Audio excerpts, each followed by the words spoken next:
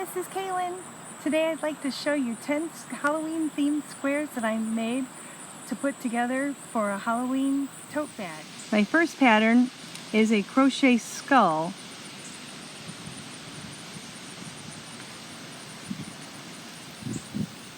Which I found the pattern on a website called Crochet Nirvana, and the designer is Robin. I'm not sure of her last name though. And the second square is a pumpkin square, which I found this pattern on Yarnspirations. It was by Sarah Zimmerman of Repeat Crafter Me, and she made it for Red Heart Yarn, and it's called the Pumpkin Patch Blanket. But I just used the pumpkin as an applique on top of a square.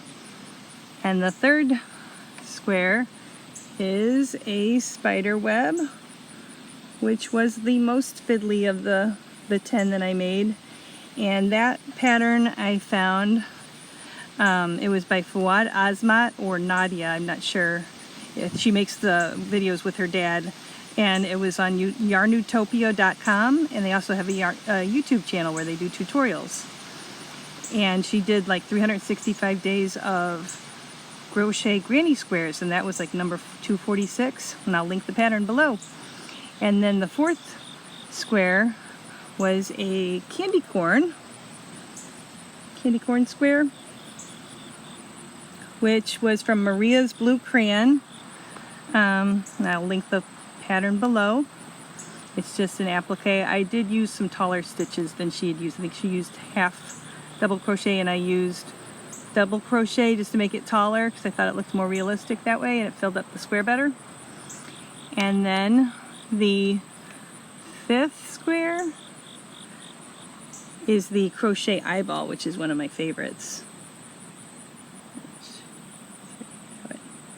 It was also by Maria's Blue Crayon, and I'll link that pattern below.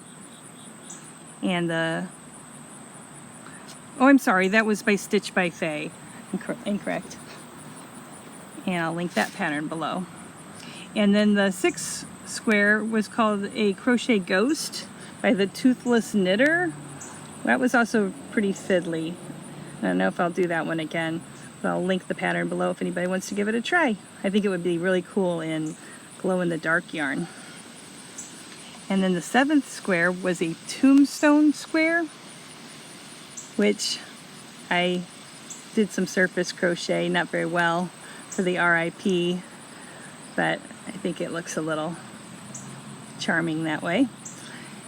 And then the eighth square is from a pattern for Black Cat Garland, but I just used the cat applique and sewed it onto a plain orange square.